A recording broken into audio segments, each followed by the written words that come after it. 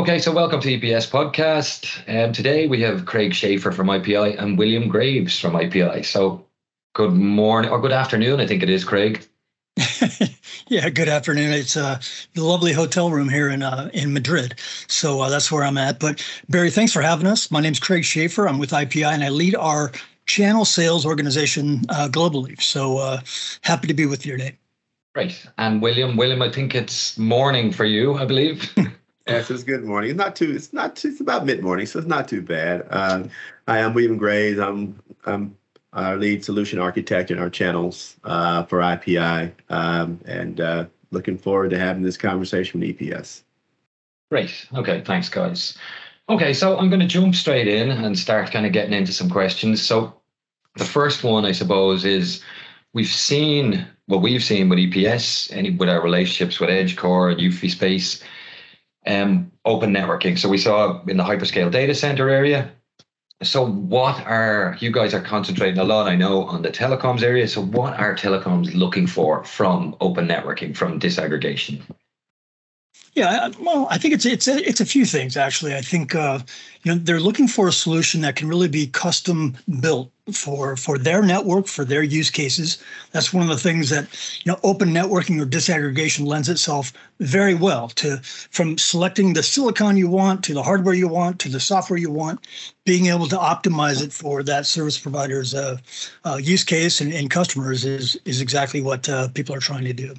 I think as telcos and service providers, risk avoidance, I think, is probably, number two, very high on the list. And so that plays very well into what we're doing. We have the ability to deliver these one-hand-to-shake solutions that are backed up with our support, and which is fantastic. So you don't have to go source things from different vendors. You can come to IPI and EPS and get this, integrated, pre-integrated, supported end-to-end solution.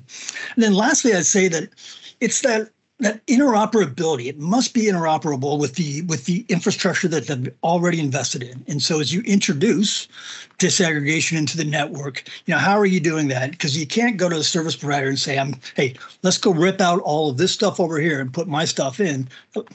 That doesn't work. So being interoperable, I think, is kind of that third leg of the stool that we see every day. Yeah, great. And as well, the one other part I'd add to that is we mentioned before about chip shortages and things like that, Yes. Being able to move from different so you guys have ported to, I don't know how many different hardware vendors, but the ability to actually say, right, can I get a box from EdgeCore? No, it's not available for 6 months. Can I get that box with the same specs from UFI Space? Yes, I can, and I can get it in 2 months. So from a distributor point of view, bordering on integrator, that's been hugely important during this particular chip shortage. Yeah, I mean, we've got cases that we can talk about where that supply chain diversity really helped out, right? So the more doors you can knock on to get hardware, the better off you're going to be. Yeah. So that's really played to our success as well. Yeah, supply chain diversity, perfect. That's the way to say it. Much better. Yeah. William, what is yourself? You're thinking on why it's so important to telecoms, or XSPs we call them actually, but yeah. I think they are looking for some value, right? I mean, they had their existing vendors. A lot of them are getting to, we'll call it the end of life areas of a current generation of platforms. And they've been watching the market evolve, because obviously merchant silicon is a very big piece of the market, whether it be legacy, whether it be open. And I think they're looking for value and options in the network, right? The use cases are still the use cases, meaning that there's a lot of interest, obviously, in the build outs with 4G and 5G up networks with a lot more capacity. Obviously, broadband aggregation, at least on a good chunk of the world, is top of mind because of all of the new access technologies that are being put in. A lot of these networks also being upgraded as well. So I think it's just a matter of they're looking to say, okay, now that we're evaluating our vendors, and maybe when they kicked the tires earlier, open wasn't quite ready, but now they're coming back to kick it again. And maybe they're considering having, typically providers have a 2-vendor strategy. So maybe one strategy is to have a legacy vendor, and the other vendor would be an open vendor. So it's interesting to see how the dynamics there. But the bottom line is they're all looking for similar functionality. across the board, to support their use cases, and they're looking for who can provide the better TCO when it comes to the deployment. Yeah, I think we're definitely seeing it on the broadband aggregation side. So, like the money being spent in the UK, Spain are a bit ahead of everybody, but Germany are now kind of coming in for XGS PON. Yeah, we're seeing it with cell site routers. So actually, it brings me on to my next question. So I was looking at the website, and then I was looking at, there was a blog recently done on the website, and it kind of talked about the few areas you guys are looking at strongly. So the first area that kind of gets mentioned is disaggregated cell site routing. So can you explain, William, a little about what that is and where it's used? I think there's multiple use cases for it anyway, because they call it disaggregated cell site routing, but it doesn't necessarily have to be at the cell site. So if you can explain a little about what it is and what areas it can be in the network. I think we'll call it disaggregated xHaul for no other term. Okay, that's perfect. Actually how we describe it, or open xHaul. And what you basically have in the networks is things, particularly with 5G and the introduction of the splits between the radios and the DUs, is you now have 3 areas in the network that backhaul or some sort of transport is required to support the radio access. One of those, and probably the most prevalent now, the new one, is front haul, because here before that was kind of a proprietary area that was kind of locked off between the radio vendors. But now with the open radios and the ability to drive everything on eCPRI, which is an Ethernet-based form of delivering the traffic to the DUs, I can split my radios, pool my digital units that I need to do the baseband processing of those. We see a lot of investment happening in the front haul, obviously, and that's particularly in the areas where 5G is being put in today. The next area is your mid-haul and your backhaul, and in these distributed networks, depending on how you like to describe it. Mid-haul might take these areas of DUs and push them back to the centralized units along with their EPCs, depending upon where they're located. So what you have is a diversity of locations in terms of the network that drive, that centralized RAN or open RAN starts to drive in those networks. And then last but not least, you have good old-fashioned backhaul. I don't want to call it old-fashioned because obviously it's going through a serious bandwidth upgrade as time goes on. But this is the one where we're doing the transport from the cell site to the EPCs. And what you see in those is that a lot of the processing of the radio is there at the cell site. And that tends to happen in less denser areas. So you've got a multitude of transport options that are required. Obviously, the front haul being the most latency sensitive, mid haul being somewhere in the middle, and then back haul being sort of the existing kind of functionality that people were used to. And we're seeing traction in all 3 based on the platforms that we have. And this is the area, that we typically have to go through the longer evaluation cycles and test cycles because of the majority of the vendors here, or the majority of the customers here, are your fairly large wireless providers around the world. Yeah, and I did see, these products have been hugely successful. So I saw with TIP and how many actual devices there are now. So the different port counts on the different devices are huge now. I don't know, EdgeCore have 5, UfiSpace have 7 or 8 different cell site routers. Just from a technical point of view, like you guys did start off as like you had a data center SKU 5 or 6 years ago. So how much work have you put in to actually be able for the software to work on all these devices? I don't know, Craig, is that a question that you could answer? But how much R&D, how much work has actually gone in? I think you guys are about to release 6.1. How much work has gone into actually, because there is a lot of devices now under the kind of Oknos brand name. Yeah, I mean, I wouldn't be able to quantify the man hours of engineering time that we spend or anything like that. But, I can tell you that we have been concentrated pretty well on the service provider space, whether it's, DCSGs, disaggregated cell site gateways and routing, but also just the broadband aggregation play is huge, as you know, Barry. So, these That's the people that are rolling out fiber in the UK with all of this kind of venture capital, private equity investment. It's been a really exciting time. I think 5G, as we've discussed, and edge computing, it throws a lot of pressure onto the aggregation points in the network. So a lot of the focus and investment has gone there. But at the same time, we've still got the products that play well in the data center.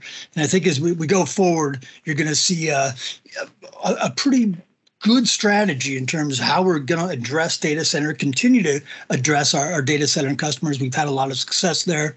And but at the end of the day, we want to go to where the market is going. And that's where the telco and service provider market is that we're chasing. And that's where we're going to go. But again, the data center solutions are still very robust and prove well.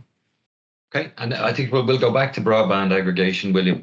So obviously we're doing lots in the UK with this. There's the pot is enormous. France have a large pot there. Germany are announcing large pots all the time. So what kind of products? I know we do one particular deployment with a company aggregating the actual OLTs, but there's lots of different things for broadband aggregation. If you want to give us a little bit of explanation on it. I'll give you kind of a worldwide view. So you talk about the investment that's happening in the UK and Europe as well, but you've got a tremendous amount of investment happening in the US and in Canada. A lot of that tends to be driven by government initiatives, but there's PE kind of floating around in there in terms of the companies that are putting this in the ground. You kind of have three types of traffic that are being aggregated. Some of it's active Ethernet, which is just standard Ethernet, all the way to the premise. You see a lot of that in the business areas.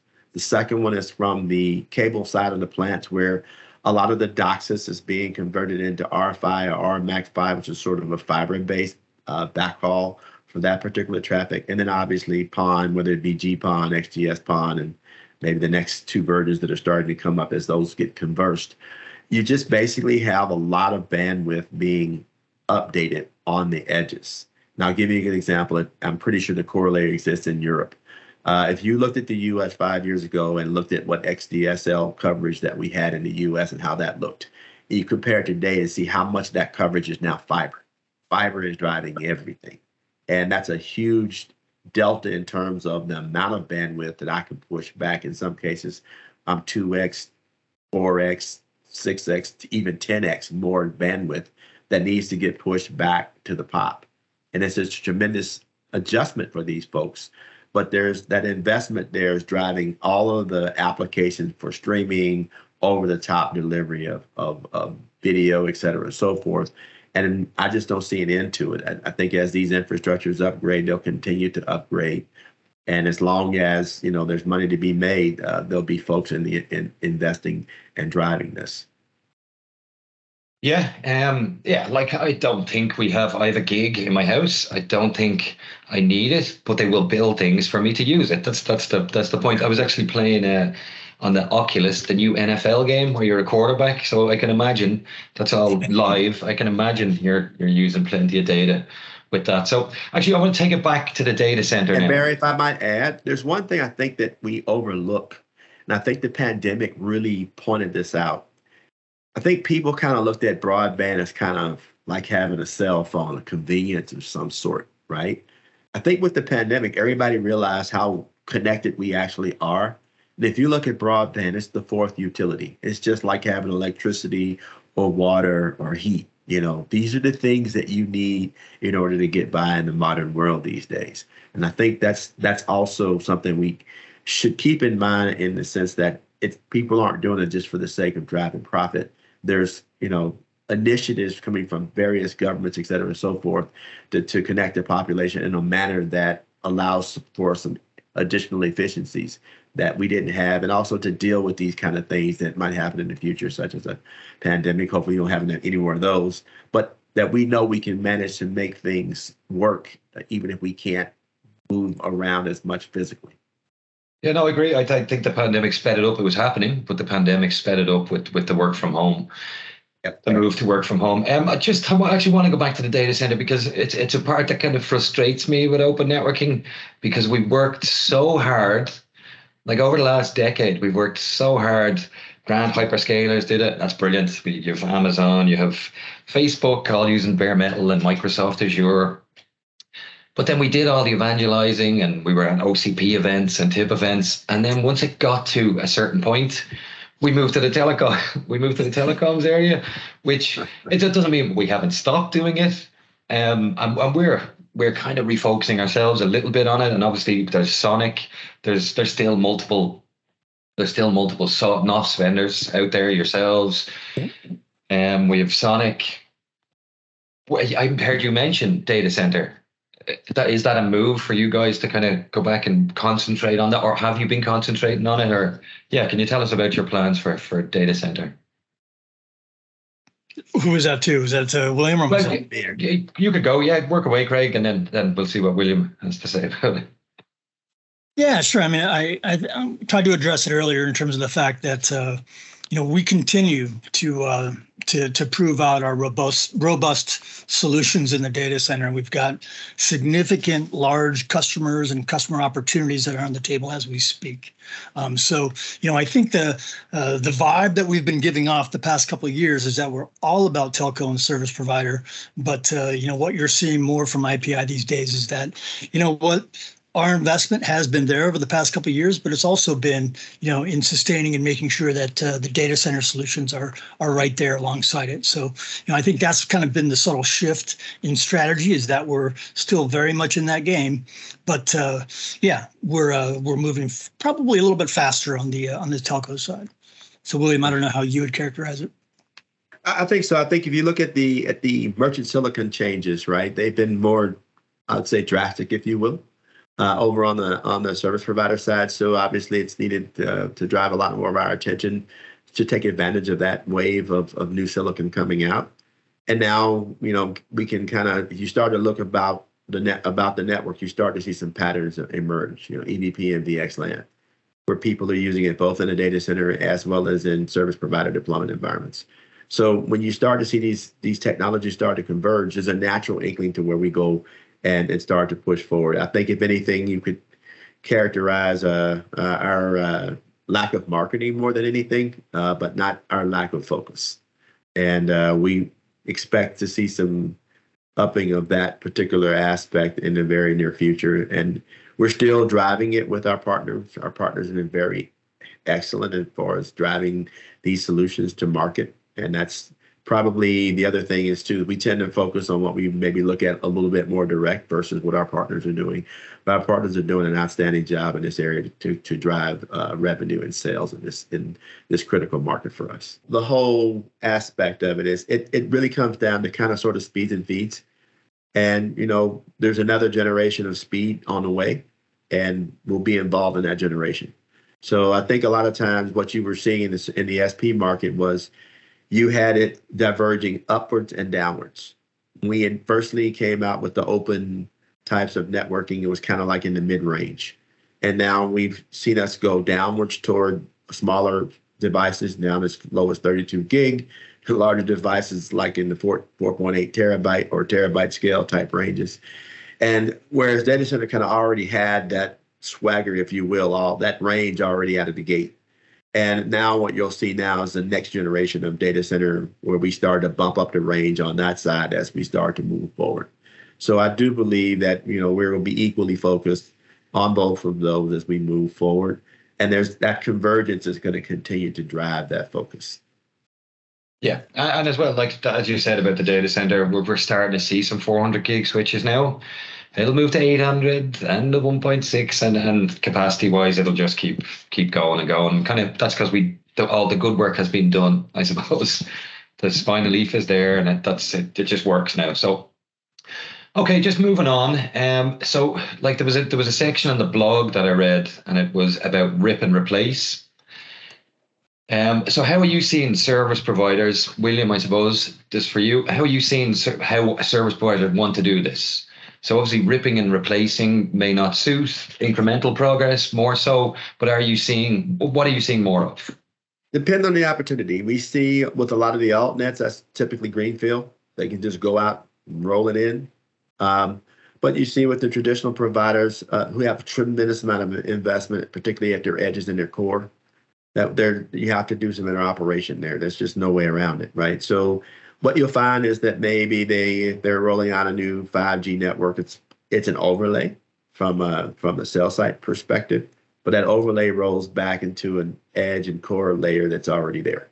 So they would actually deploy, the new products in that overlay, and then they would integrate them at the edge like they normally would if it was existing. So that's typically what you have there, right? And it depends. A lot of times brownfield means, oh, I have this old box from so-and-so. It's an end of life. I really don't want to change my network, but I'd like to see what the new options are to replace it. So we may be going into a network that has a mix of platforms that are aging out, and we will be aging those out kind of one by one and integrating the new platforms in. And that's sort of kind of the I won't call it it's sort of the kind of onesie twosie type things as they go. So there's a migration strategy that has to happen there as well. The bottom line is in-service provider, unless it's been a brand new network, it's always been a brownfield deployment. There's never really been much of a rip and replace, at least not in the last 20 years for sure. Which conversations do you prefer? The new kind of alt nets or the brownfield ones? Whichever conversations are providing a PO. Okay. Yeah, I don't think it doesn't matter. I think the it doesn't matter to us. Installed networks, but Right. yeah, I mean, there's not that many greenfield networks out there, so those are obviously exciting. But for everyone else, there's this opportunity to really test out and prove disaggregation. I think what was it?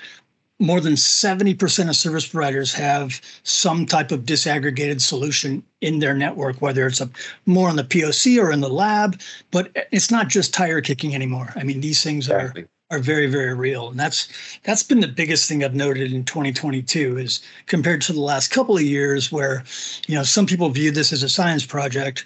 2022, it's real. And, we're experiencing 1,000% growth in our Ocnos software line as an example, as a proof point that this is happening. So it's pretty exciting.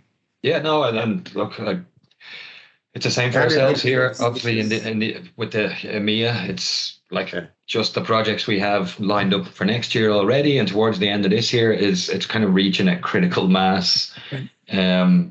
From all the work we did before. So as you said, and we are actually seeing guys not having to do POCs anymore. So previously, we always had to send over some hardware. It's not 100% necessary anymore if you can get them over virtual. You guys have virtual software to send over if they want to test what the CLI looks like, but you don't necessarily have to send multiple boxes for guys to bash away with in the lab anymore.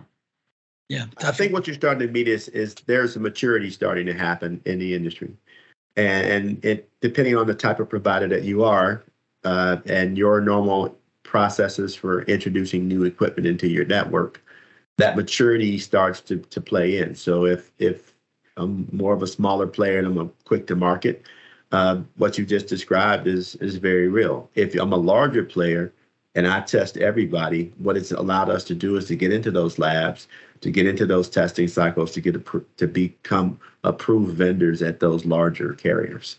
And I would say a couple of years ago, like Craig said, the technology guys were all cool and they wanted to come and play, but now we're starting to hit into the mainstream, operational side of these players to be seriously considered for full-blown deployments in a lot of these large networks. Yeah. Okay. Actually, but that brings us on to time to brag, I suppose. So, we're doing a good bit with you guys in Africa, obviously in the UK. On the other side, so over on the US side, what kind of deployments have you guys got, or how are things going over there? Well, as far as the ones that are going out of the door very quickly, they're very broadband related. That's been the most active area. As far as things that we have gone from ship to deploy, we are in a number of active evaluation and trials with a lot of the larger wireless carriers, and that process just takes its time. I don't know, it's very similar to the larger carriers you guys have in Europe. But I would say, a few years ago, we weren't even there. Now we're there, and we're just working our way through these things. So we're not ready to brag about anything yet. I think, except for our ability to drive the broadband and be part of that revolution in the U.S. and Canada, and maybe we'll be able to brag a little bit more next year after we get through a lot of these lab trials and evaluations with the larger carriers.